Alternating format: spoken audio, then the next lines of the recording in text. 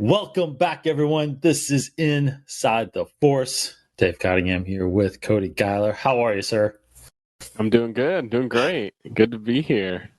Yes, getting to the close of May here very, very soon. This year is flying by. Hard to believe, yeah. Very much so. Lots of good stuff going on. Bad Batch is still going. We got episode 4 about to drop tomorrow, which today, if you're listening to us on the same day, we're going to talk about episode 3, the replacements that just aired this past week. And we got a couple of things, but then from that, a little bit of a discussion around the whole stormtrooper thing, clone trooper thing, because I think it's an interesting introduction to that part of the Empire that we haven't known about. And I think it's going to be a little discussion on what we would do about that and what we think about that. So first off, though, Cody, let's talk about this last episode of the Bad Batch. So episode 3, the replacements, we do get that introduction to what we looks like to be the beginning of the stormtroopers. And it looks like they're commissioning Crosshair or a clone. Looks like Crosshair to start training these. So overall, what was your impressions about the episode? Overall, I felt like, we kind of talked a little bit about it last week. We thought this might be one of the ones where a ship crashes and they get stranded, and that kind of happened. So that whole storyline of them sort of crash landing was a little bit like, okay, we've been here before. It feels like Star Wars. Maybe not my favorite, sort of just what they were doing. They had a part from the ship that got, taken by the beast, this very... it's a very Star Wars thing. There's a beast on a planet that they don't know, and they have to get out of a situation. So that was it was good. It wasn't necessarily my favorite. But what had me interested is kind of, I think what you had mentioned last week was wanting to see more of Crosshair, being the Imperial side. So all that part of the episode was, I thought, better than the Bad Batch's story. Unfortunately for me, I was just more interested in that. But I think that's fine. So I thought that was kind of cool.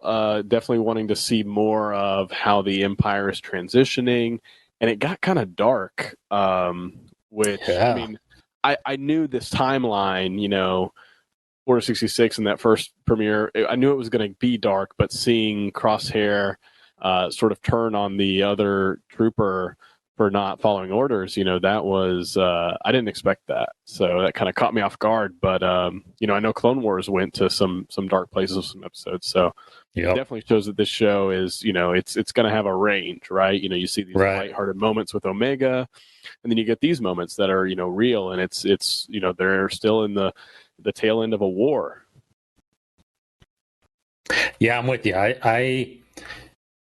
I was drawn in mainly for the Empire side of the episode, for sure. You almost didn't have to show me any of that Bad Batch stuff, to be honest. I did like the interaction and the storyline with Wrecker and Omega, and making her feel part of the team and stuff like that. And I don't know. But it wasn't, and that's really, if that's all you got out of it, that's all you got out of it. If it's just her becoming part of the team, that's it. But you're right. The more dramatic part of the episode with Crosshair and Saul Guerrero's group there that they wiped out, and then they wiped out some civilians. I felt bad I actually felt bad for the trooper that was doing the right thing. You think about the Empire and how they do train these stormtroopers. Do they train them as ruthless killers, or do they actually train them as soldiers? You don't see. I was trying to think back to Rogue One and A New Hope. I don't think stormtroopers are told just to start blasting people. I think they're almost like police in a sense. Yeah, that's the thing is like this is a new empire, and these are all citizens of the new empire. So you think about, I mean, you're put in the position of this other stormtrooper, and like you said, he made or he was trying to make the right call, right? They're still doing the mission. Saw's men weren't there. Well, they were. And so, They're killed though. right, they were. Yeah, but once they were gone, it's just these citizens. Okay, well, let's bring them in, or we've already kind of captured them. But then yeah, like you said, Crosshair is ruthless, and it seems like it's almost like at odds with maybe what the Empire wants, or is that what Tarkin truly wants the army to become? It's interesting because there's different people in the Empire with different methods. Well, no, that's a good point, because I think that's a good discussion to have. Is what was his actual order? Because he said, I want Saul Guerrera's camp wiped out. Now, does that mean he knew there were civilians there, or did he think that they were all, militia? It's hard to say, because I think Tarkin, I don't know. We haven't seen that much of Tarkin to know whether or not he's just a full blown killer or not. He's always been in the EU, a lot of stuff that's not canon now, but he's always been that rule by fear person. Like the Tarkin doctrine was always something that was about ruling by fear. We have this Death Star that's coming. No star systems will dare defy us because we'll just threaten to destroy the planet. Now, he didn't have a problem destroying Alderaan, which had a lot of innocent people on it. So I guess I'm answering my own question in a sense there. But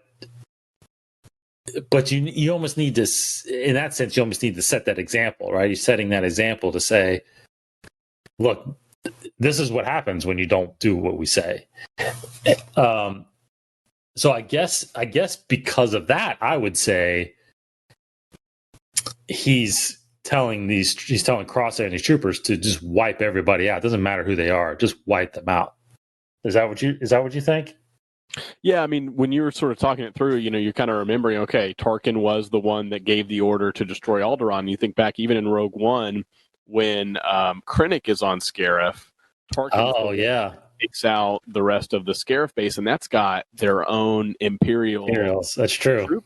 That's definitely true. I mean, obviously, the rebels sort of came in and wiped out a lot, but they had to destroy a lot of their own people. So it definitely goes to show that Tarkin probably is the more ruthless, and he's the one giving the order to the clones. Obviously, Crosshair's Chip, he is going to always follow the order to a T, or at least what the order that's coming from his superior. So it makes you think that was the order, was to just wipe out anybody who was there. And in support, of Saul and all that stuff. Yeah, I need to. I won't, but I need to go back and probably edit myself, because like Tarkin has clearly shown that he has no remorse for innocent life. Right. With, for example, even Jeddah too, right? Even though that was Krennic made the order, but Tarkin was like, just kill. The holy city is enough. Just wipe them out. Wipe that out. That's interesting. So he clearly is ready to wipe out anybody that defies the Empire. And I think, with Crosshair, though, I mean, there's obviously no thought process there. It's just, here's the order and I'm going to do it. But that's what you get to do it. Yeah. Yeah. And we'll get into that more, but that's where the conscious versus the non-conscious of a clone, maybe, that is the difference going forward, and why they maybe choose what they do. But we'll get into that more here in a little bit. So I was a little disappointed in the Bad Batch storyline, but I was maybe more interested in what the Empire is doing, and seeing that, and seeing how that began, and Of course, there's a little bit of a setup. I mean, what was your thoughts on how the Kaminoans are feeling about this whole process? Yeah, I think that was the really interesting part at the end. It's kind of like, continuing the mystery of I mean, they've explained a little bit of like the Bad Batch being created, right? They each have their specific skill or gene that they were able to enhance in the cloning process. But then what was really interesting here is they're talking about the Django's gene is sort of been degraded, Right. or they're running out of that full gene to be able to continue more successful clones. So this is where I feel like it gets really interesting. The genetic material they use from Django, are they like dividing it up, and is that why the regs, as they call them, the regular clones, are like Django, but they're not necessarily like exactly Django's skill set. You know what I'm saying? Whereas like members of the Bad Batch, do they each possess almost like a sort of superpower that makes up like Django's, like he's a sharpshooter, he's, all these things, like he can track people, like it almost makes you wonder, like, are they kind of separating out some of Django's like superior abilities and finding those and then also dialing them up or enhancing them? Interesting. Seems like they need one of the Bad Batch to do more successful cloning with Django's original material. And I thought that was really interesting because I'm like, why wouldn't they just use any other clone? Right. Unless they're talking about Omega only. Yeah, see, I said this on the Mandalore podcast. Like, I'm completely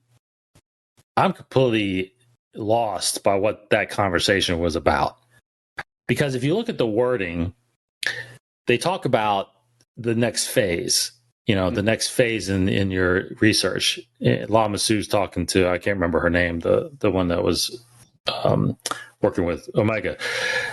But she says, in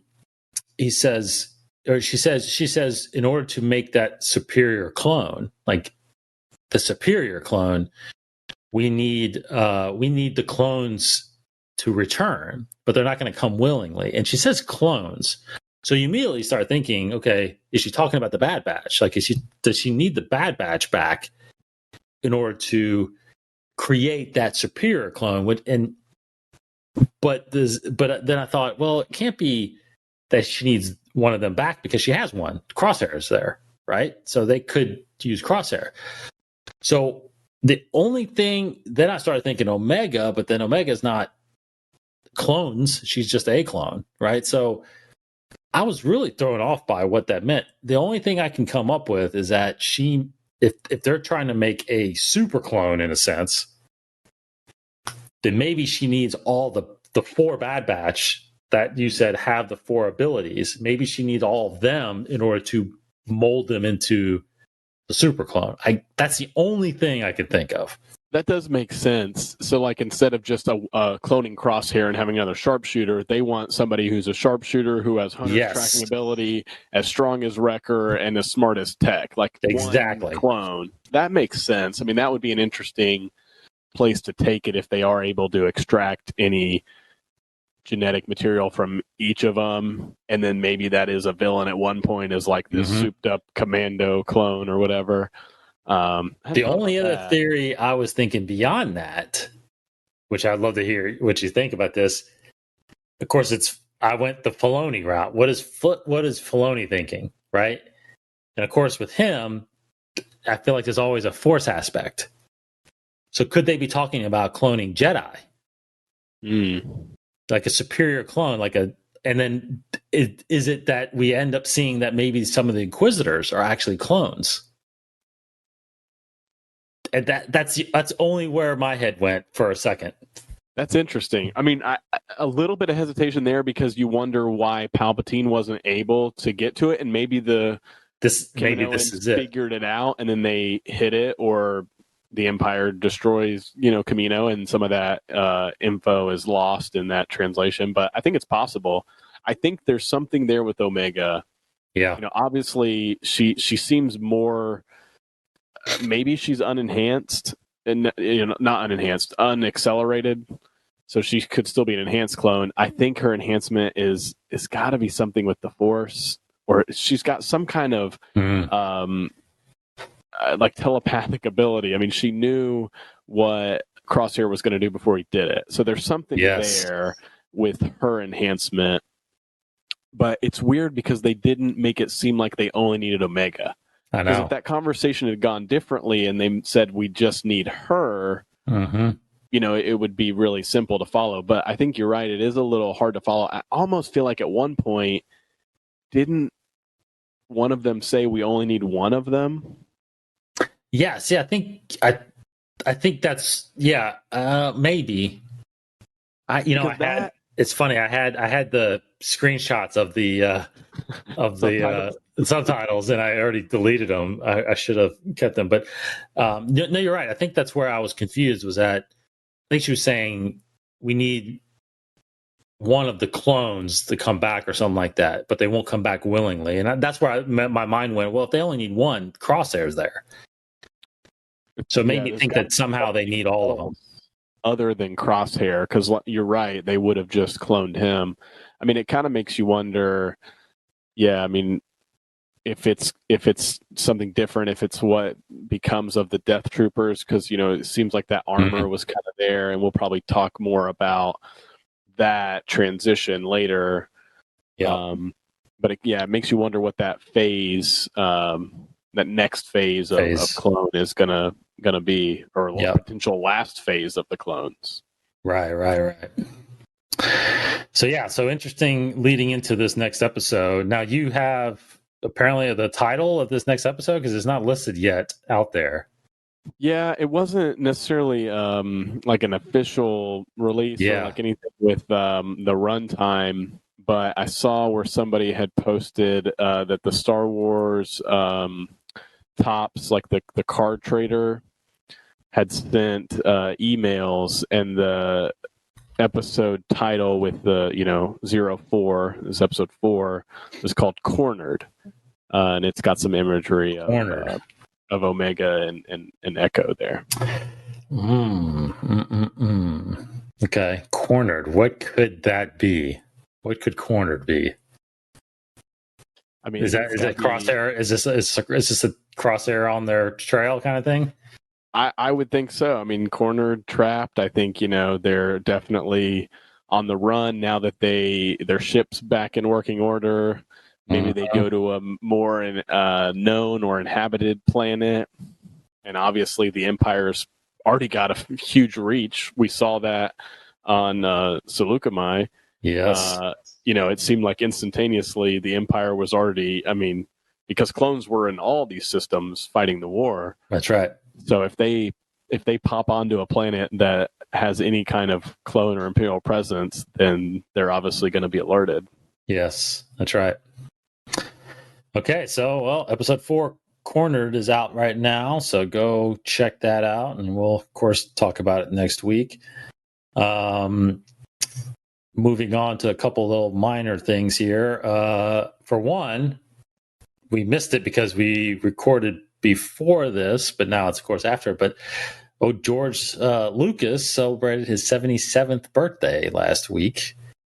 So, happy birthday, George. I know you're listening. So, happy birthday 77. What's that? I said happy birthday to the maker. To the maker, absolutely. As C-3PO would say. That's right. So, May, I think it was May 14th, I believe, is his birthday, and 77, still kicking around, doing good. So hopefully he sticks around long enough to see all this wonderful Disney Plus content coming out. This is all because of him. Another bit of news that just came out today, and I don't know if you saw this yet, but it's circling heavily right now on social, is Dave Filoni's apparent promotion. I did. I saw executive creative director. That's right, executive creative director. Of course, everything on social right now is like, look, Kathleen Kennedy's out, and that's not the case. if you go, it's crazy because if you go to lucasfilm.com and you go under their leadership tab, obviously you have Kathleen Kennedy up there as president. You have Lin-Wyn Brennan as the EVP. Dave Filoni is now on that next tier. He's right below the president and the EVP, and he's right next to the EVP of physical production, the senior vice president who's the chief creative officer of ILM. And then you have Rhonda over there as the SVP of business affairs. So he's up. I mean, he is now. What's weird, just to point this out, I'm assuming it means he's the executive producer / executive creative director of Star Wars, right? I don't know if he's diving into other Lucasfilm projects because all these other people are in charge of Lucasfilm, right? Not just Star Wars, but like the Indiana Jones stuff and whatever stuff that they're making a film, and I forget the title. They announced it or maybe it's a Disney Plus, maybe it's a Disney Plus movie, but it's a whole new IP. Yes, they announced. I think at the Investor Day they talked about that also. Yeah. Because if you scroll down and look at these people's titles, you can see, like, again, Rob Bredo is Chief Creative Officer of ILM, which Lucasfilm owns, right? You have other people down here, ILM, General Manager of ILM, Executive in Charge of ILM X Lab, with the virtual reality. And then Doug Chang, who's been there since the beginning, it says for him, he's the Executive Creative Director, Star Wars. So I don't know what that necessarily means for Dave, because he doesn't have the Star Wars in his title, which almost lends you to think that he's the executive creative director of Lucasfilm. I don't know. It's hard because Doug Chang he's been VP, executive creative director for years.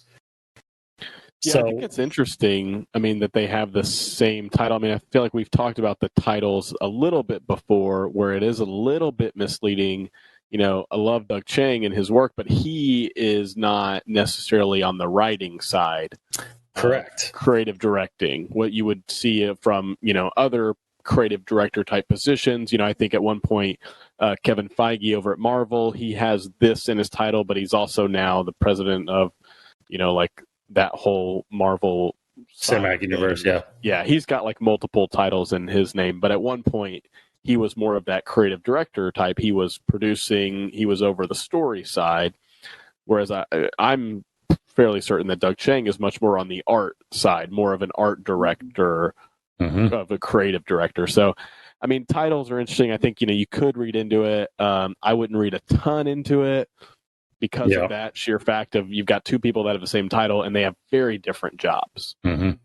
But not adding the Star Wars moniker at the end does make you think that he might be not just working on Star Wars, might be working on other Lucasfilm projects. I don't know that he's necessarily involved in the next Indiana Jones, but maybe he does have a little bit of a say in sort of what projects are going to move forward.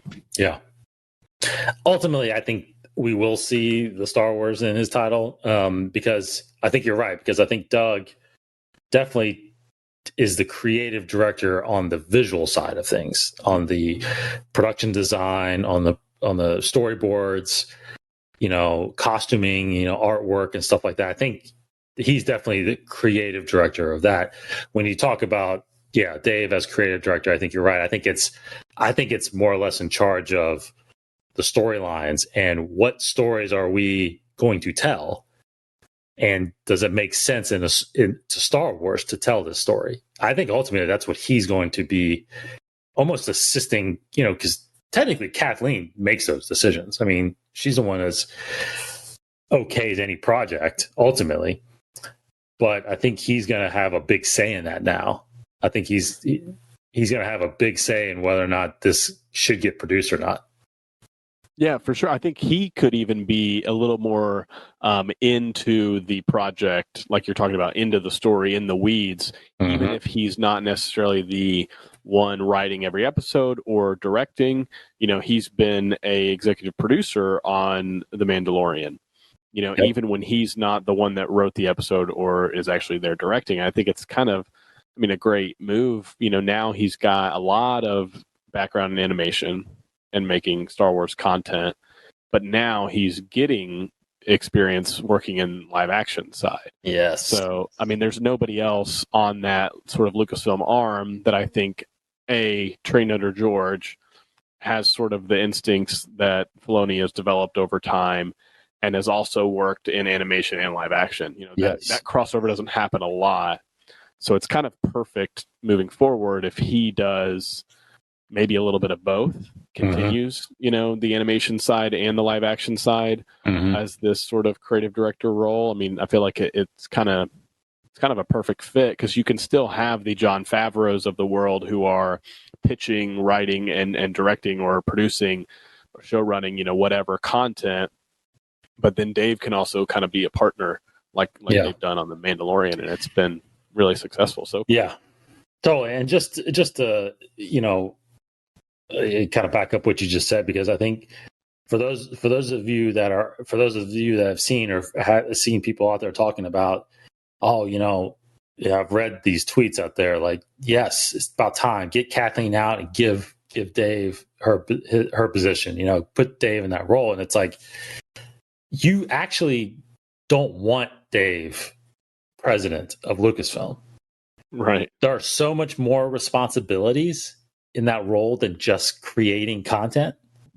Like, you have to run the business. We're I can speak a little bit of it because we're on a much smaller scale, but the company we work for,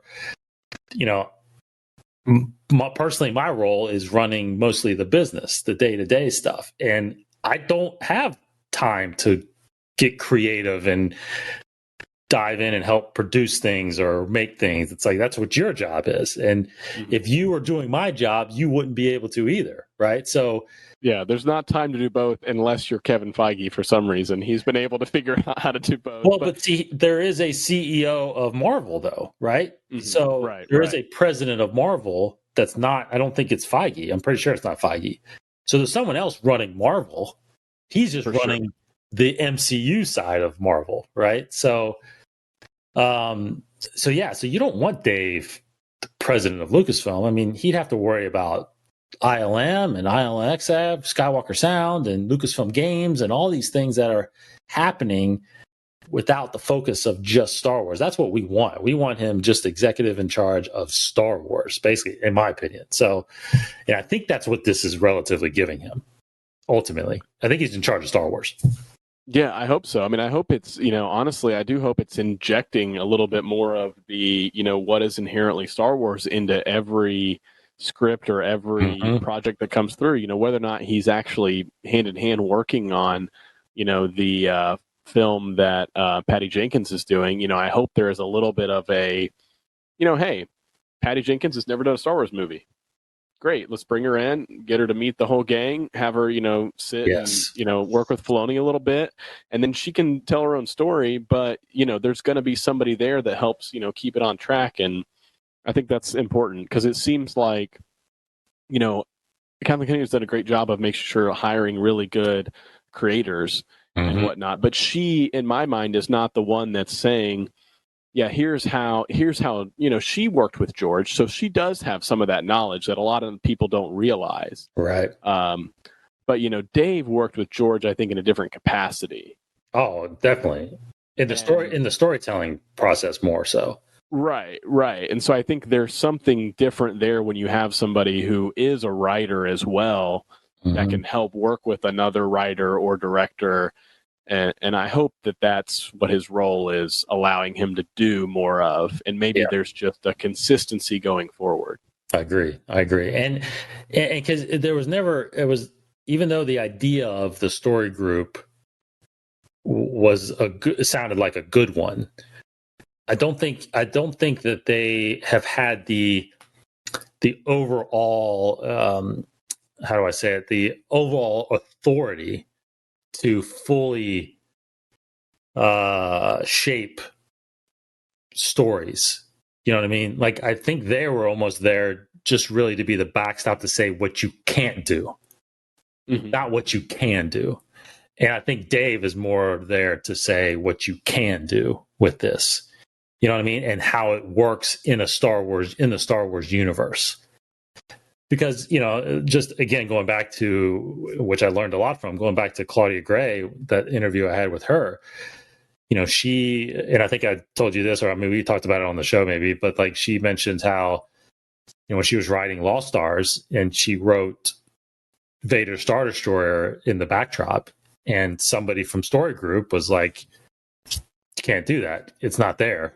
She's like, well, it's in space. It doesn't really matter where, right? It's like, no, but at this point in time, it's not there. So I feel like, Story Group was there trying to catch those inconsistencies possibly.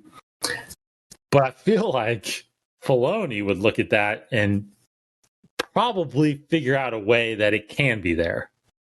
You know what I'm saying? Like, Totally. I think you're right, because I think it is somebody that can almost like side by side or sort of work with somebody to say, like, empower them to tell the story that they want to tell, and do it, in a way that isn't going to, necessarily be compromised, and won't feel like they have to, be on like training wheels or anything. Yeah. I think it's a, the Story Group's job does seem a little bit more of like helping to sort of police or oh, hey, who would be perfect for that role that you're working on or writing? Saw Gerrera, right? When he made his jump into Rogue One, Saw wasn't, and from my knowledge, wasn't in the first drafts of Rogue One, but they had a person that was perfect to basically become him. And so I feel like that's where that, working with the Story Group is a good way to go. Yeah, totally. But having somebody to be the one to come up with the, hey, I want to do a character like this, or I want to do something like this that's never been done in a Star Wars thing before, and having somebody either say, yes, do that, or do it, but maybe try it like this. I feel like those are the kind of conversations that I hope he's allowed to be a part of it and help shape.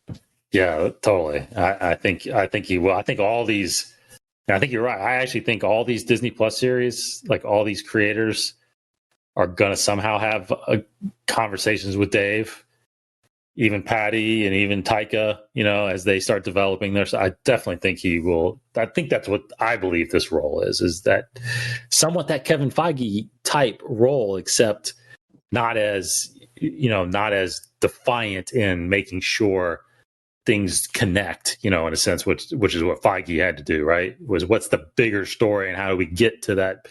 I don't think he has to do that, obviously, because I don't think they're connecting all of them, but definitely his own ones that are connecting, he'll have to do. But I'm just so happy for him, because I have all the faith in the world, man, and Filoni, and seeing him at celebrations all those times, and just how he interacts with fans. I mean, he's a fan first by far, and he makes what he wants to watch also. You know what I mean? So it just makes it easier for us to enjoy that kind of stuff. And so he's very much a student of George Lucas, which is phenomenal.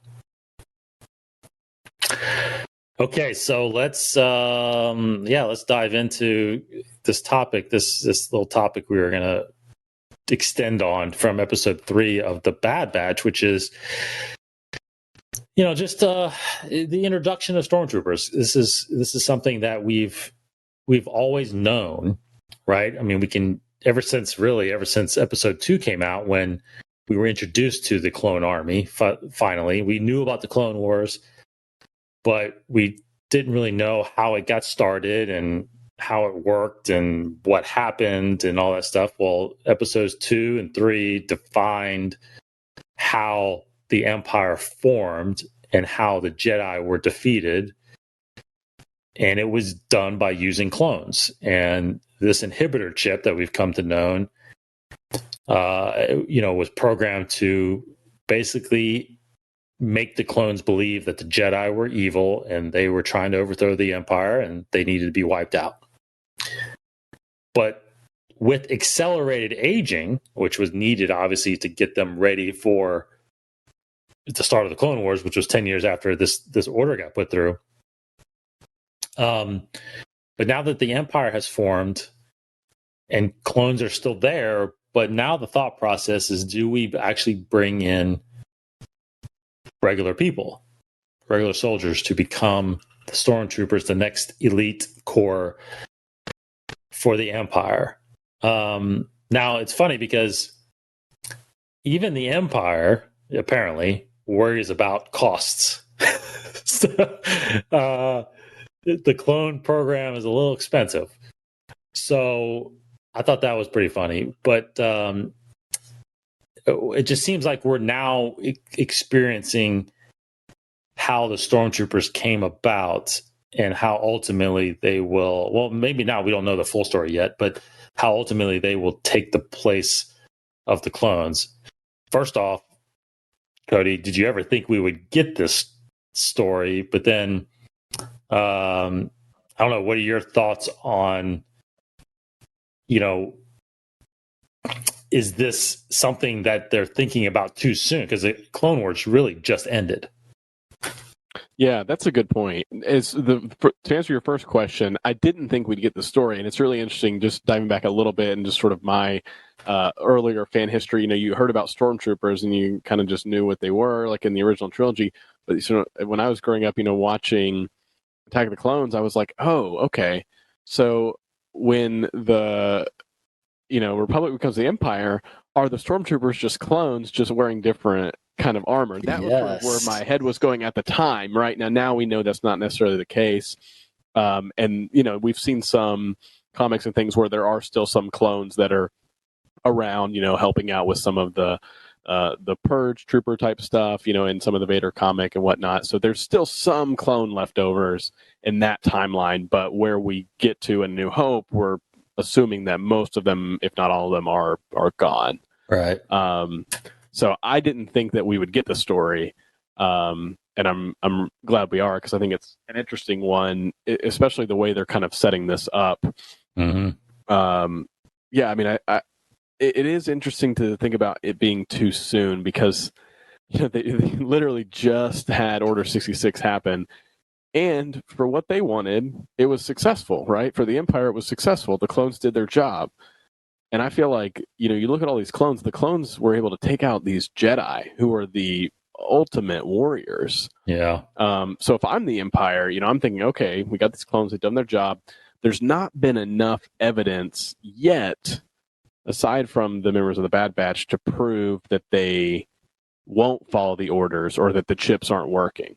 So I almost feel like some of Tarkin's leaning, unless they just wanted to make him out to be anti-clone, is a little bit soon or a little bit rushed, because I feel like he could easily get there and it be backed up by evidence if he saw or knew that maybe more clones or a couple of clones, their inhibitor chips weren't working or they were second guessing orders. Mm-hmm. I feel like that would have been a slightly better process to get us to this point where some people in the Empire are not trusting the clones. Right. That's a good point. So besides now, again, him bringing up the cost aspect of keeping the clone program going. So let's just chalk that up as a con for keeping clones, right? The Empire, Tarkin, doesn't want to pay the money. So what other cons could there be to actually still staying with that clone program that you could think of? Yeah, I mean, I feel like where they're going with one con is that none of the clones are doing this by choice. Right? It's all the chip. So, and I feel like that will be an interesting theme to play on later, and we'll probably see that develop. So we might learn more about that aspect. But the idea of having an army that wants to fight for this cause, I feel like puts you in a better spot, because maybe what Tarkin's already thinking through, right? He's a military mind. He's wondering, okay, we've got some clones who the chip didn't work on the Bad Batch, or they didn't have the chip. So without maybe saying as much, maybe he's already realizing, okay, the chip didn't work on all the clones, or maybe these chips aren't going to continue to work if they don't have orders past Order 66, what's to stop them from, what do they have to program new orders in all the time? Like how do the ships work? I guess is kind of where I'm getting, and that's maybe a part where they won't even ever dive into. But you can see where with Crosshair they almost have to keep reprogramming him, almost like the Winter Soldier or something. Yes. So that seems like that would be a tough process, right? If you had any clone who wasn't following the order or the chip working, I feel like that's kind of a con, because you're going to have to keep somebody's going to have to be monitoring them at all times and making sure that they are going to follow the orders that you want them to. Right. Choice I feel like is a con. But other than those two, I can't really think of much. Yeah, I think on the con side, right? I think one simple one is the aging one, right? Because at some point you're just going to have to keep replenishing if you're doing the aging thing. I don't know if you can. You can't necessarily start a batch that ages naturally, because unless I mean maybe if you thought the Empire was going to last for 100 years or 1,000 years, you could start developing them normally. But going back to the choice thing, because that's interesting, because I think the thing to think about is, because I was curious too, especially when we saw Order 66 for the first time in episode 3. I never really thought about it until we saw it again in this last season of the Clone Wars, when they showed another aspect with Rex and Ahsoka, and how Rex was fighting it, right? Mm-hmm. And I think that's what's happening with Crosshair ultimately. I think his chip is partially malfunctioning, so that's why they have to keep zapping him to make sure he has it. But the guys that where it works, the clones that it's working. I always had a thought of, okay, so Order 66 makes them think that the Jedi are evil and I'm going to kill them, but does it actually wear off, or does it turn off? And do they just now back to normal? But then the more I thought about that, is like, they can't do that, because then most of them would probably be like Rex, like, wait a minute, did I just kill the Jedi? Why would I do that? You know what I mean? And so I think, and we're seeing that a little bit, I feel like the chip has basically become their mentality now and their personality now, and they've lost all individuality that we were seeing in the Clone Wars, right? So they're all just mindless soldiers now, in a sense, which I think a con could be on top of that, is that if me and you are civilians and we get into a fight, I mean, who's to say that this, because they don't think they think that we might be defying the Empire, they just open up and blast us without the consciousness of what the troopers are showed in this last episode of the right thing to do, which is stop it and let's talk about it, right? So I almost think that with that mindless, individuality being erased, I mean, these guys can make big mistakes, and which in turn will then fuel a rebellion, right? Because that's what they're trying to do, is not incite this rebellion, right? I mean, the only reason Palpatine kept the Senate together this 19 years between 3 and 4 was that he was trying to quell the rebellion. Like, he knew that there was stuff happening, right?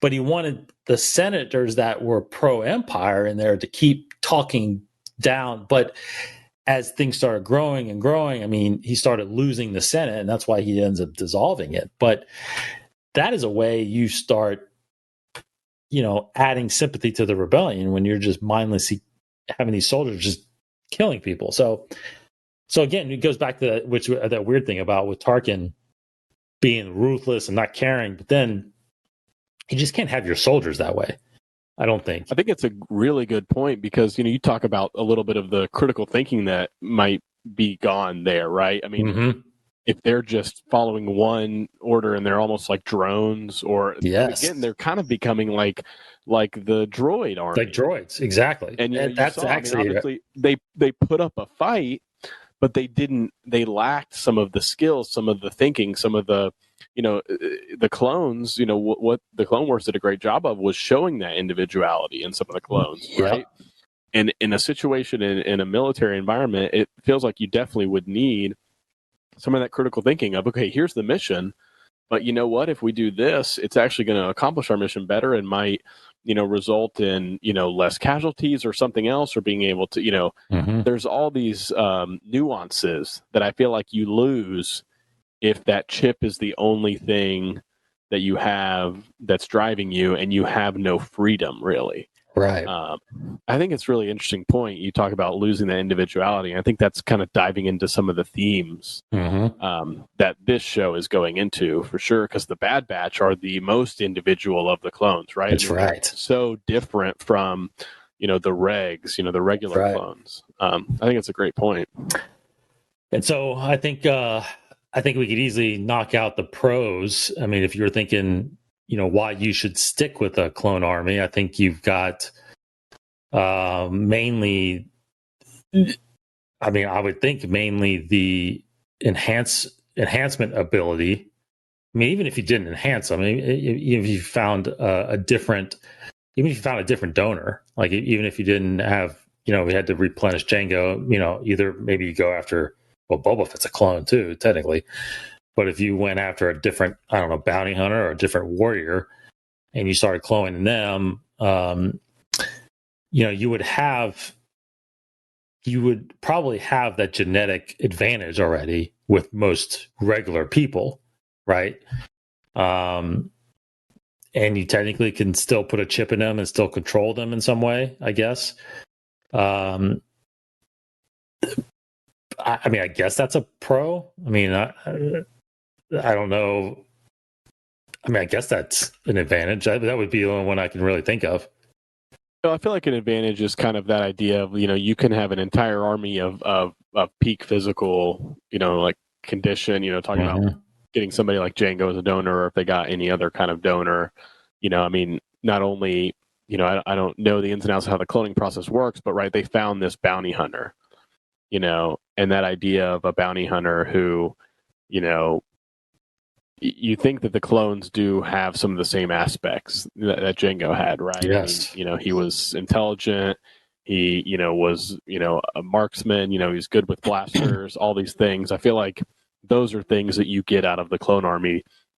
That if you're just having, random soldiers come and sign up, and we've seen it in Star Wars, they can't shoot anything.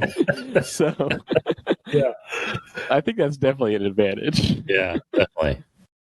All right, so then on the stormtrooper side, if you are recruiting, normal people, because if you think about it, and honestly, I go back to just what the and I don't know if we know his name, the guy that Crosshair ended up killing.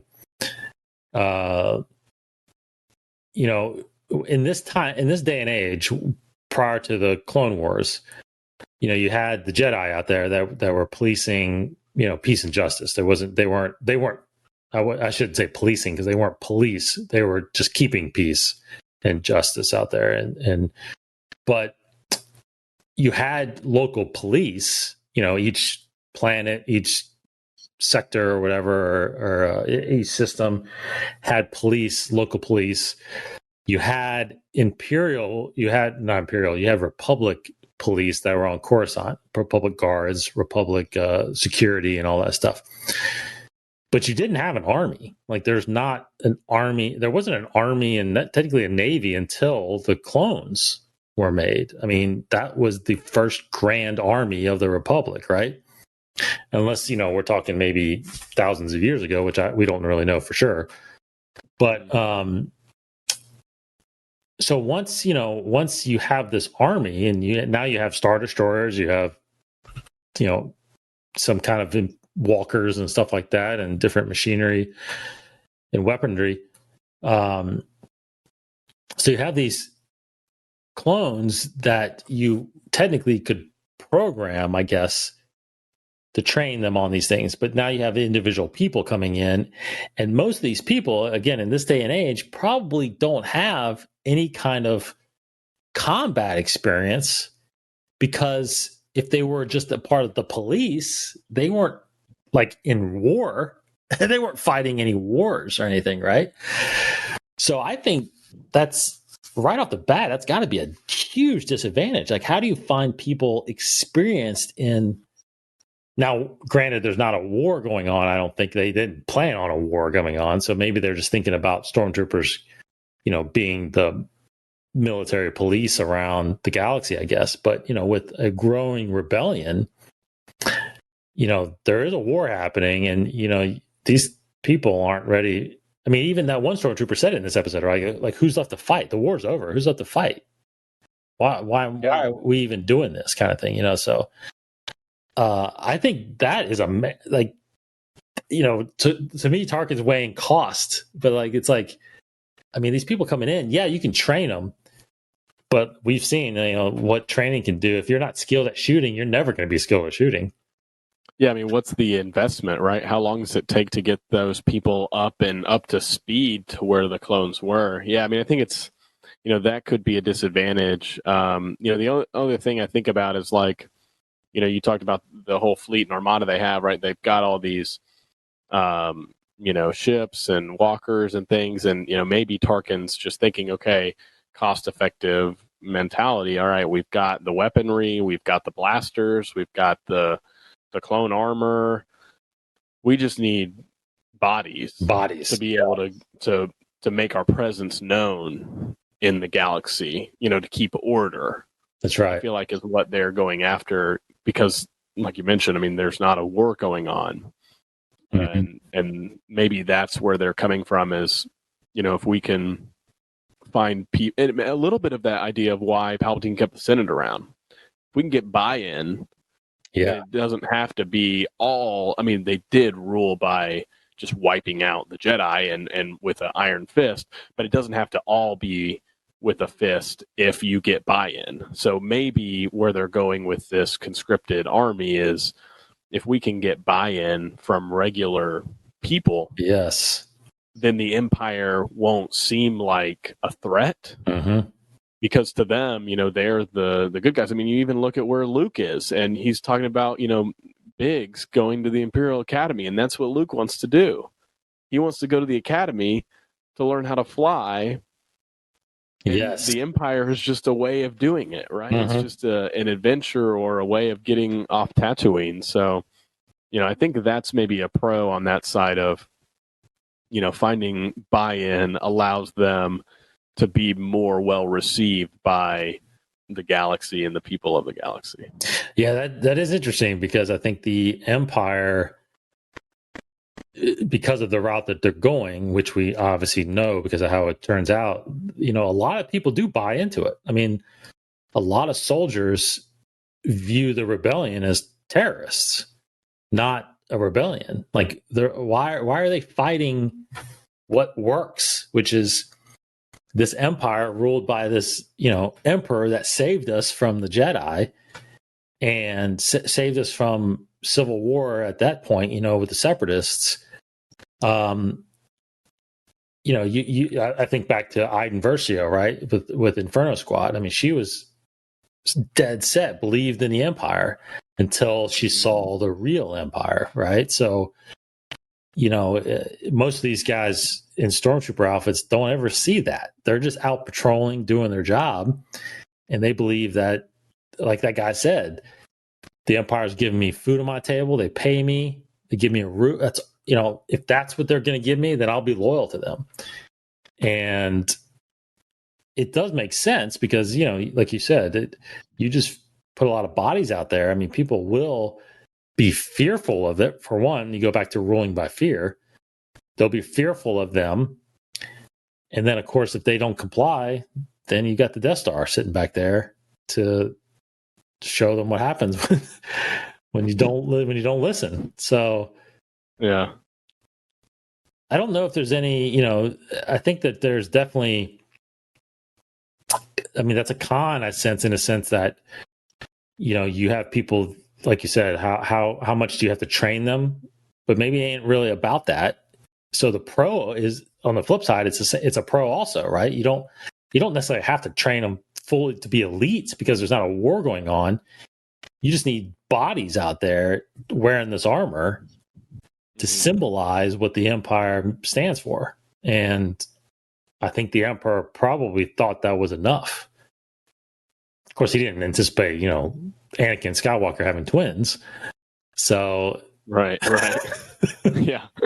Couldn't have saw that one coming. And Obi-Wan ultimately surviving and Yoda surviving and stuff like that, right? Because if they didn't, then it would have been over. I mean, that's the thing is, I just sometimes it's hard for me to get around where Tarkin's head's at, because these clones, they took out the Jedi. That's a huge thing. I mean, obviously they were outnumbered and off guard, and a lot of them, even with their ability, couldn't sense it. Only a few of them were even able to sense it, let alone fight back when they were able to sense it from happening. But you got to think about, the fact that the clones did that, it would make you, I would think, would make you want to keep the clones around because of those superior abilities. But if cost is an issue, then makes sense, I guess. That's right.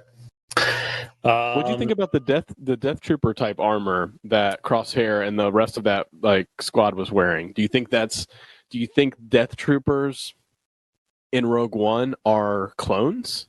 Do you think they're still clones at that point? Yeah, that's interesting, because that is a great question, because I think I've always been confused when we first saw Death Troopers, because I think they're listed as just the elite stormtroopers, right? Because that's the thing too, is in I think it's in the first Battlefront game, which there's no storyline in there, but technically everything in there is canon, right? The characters and whatnot. Well, they have a black suited stormtrooper in there, but we've never seen a black suited stormtrooper. We've only seen the Death Troopers, because it's a little different, right? It's a little different, because they weren't called Death Troopers in the game. I think they were Shadow Troopers. I think they were called Shadow Troopers. Well, Shadow Trooper, I think, is in an EU type thing as well, right? We've seen that in other video games. The one, gosh, I'm forgetting the name of it, but I feel like that's an enemy that you fight in one of the early. It's not the Jedi; it's whatever comes before Jedi Outcast. Jedi Academy.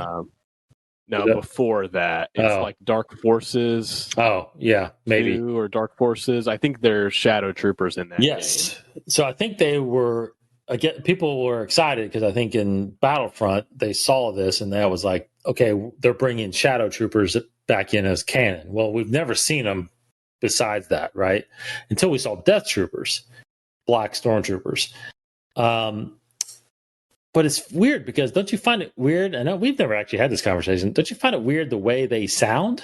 I can't understand what they're saying. Oh, the Death Troopers? Yes. Yeah, it's completely muddled. Jarbled, right? Yeah, it's like their little communicators are just broken. I know. Or something. What do you? Why do you even think that is? Why did they do it? Why did they decide to make them sound that way? Yes. From a Lucasfilm perspective. Is that a way to part of me thinks that that's a way to hint that they are clones, because they all sound the same, or it's a way that they know how to understand what they're saying. I never figured out why they. Yeah, maybe a part of it is just simply to differentiate, the sound. But yeah, it makes you wonder. It's what, did they get the old janky helmets, or are these clones and they just talk using mumbles and stuff? I don't know. The only reason I wouldn't think they're clones is, for one, I guess it really depends on when does the first Death Trooper become active.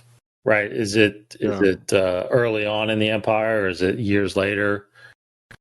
I don't feel like they're clones, just because they weren't anything that. They looked like they were a better shot, but I don't think they were anything special beyond that. And I would probably think they would have done something to those types of clones by then, if they were going to use clones. I don't know, though.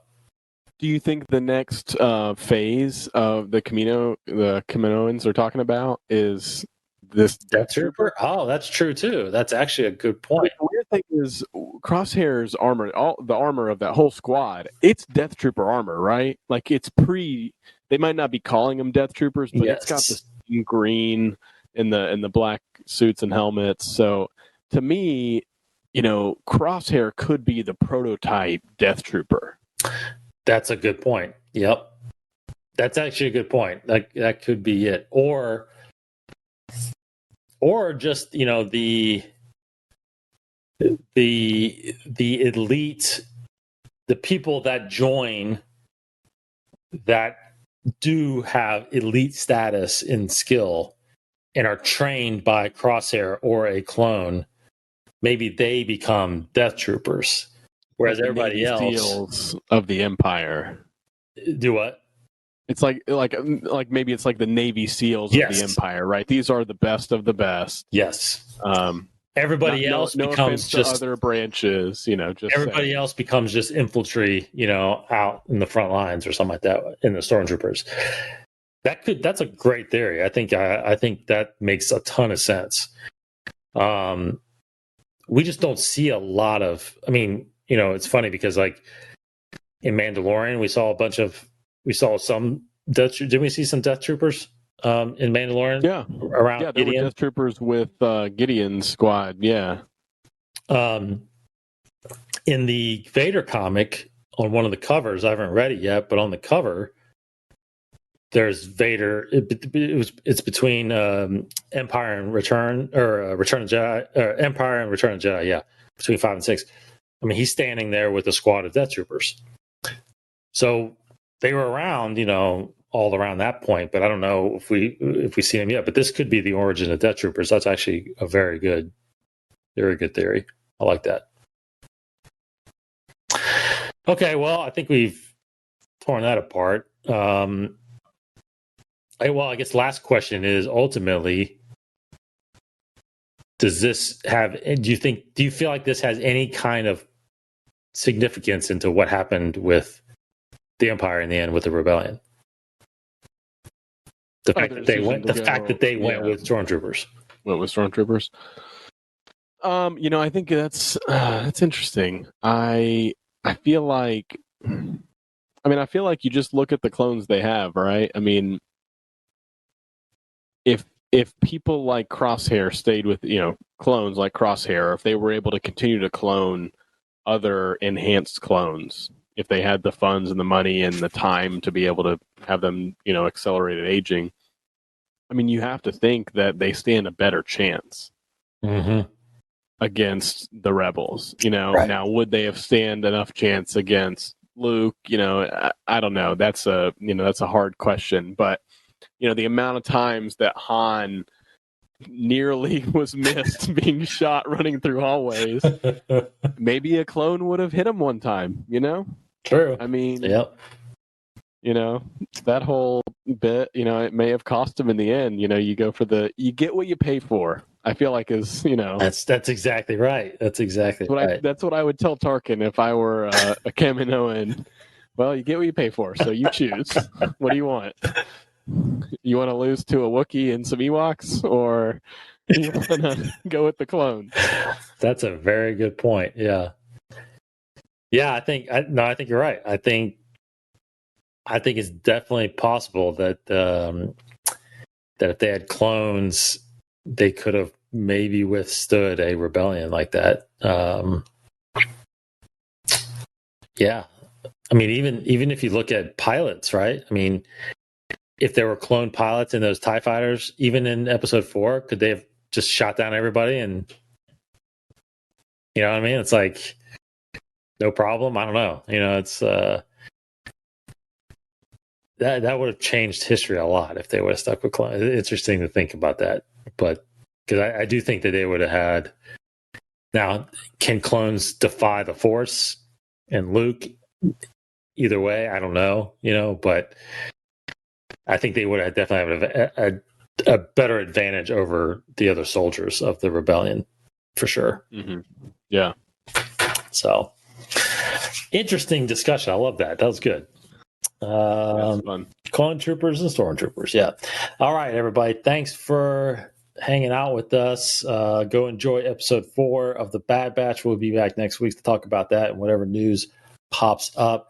We got some new episodes of Council Sessions and Beyond the Saga, and I'm working on a couple more Masters of the Order right now. So all those, go to our YouTube channel, youtube.com/Inside the Force, and subscribe there to get that content. Or all of those things are all on the podcast feeds anyway, so you can just stay subscribed to our podcast and get all of those different shows there. So thanks, Cody, for hanging out.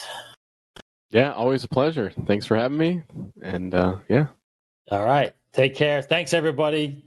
Have a great rest of the week and weekend, and we'll see you next week. Take care. May the Force be with you.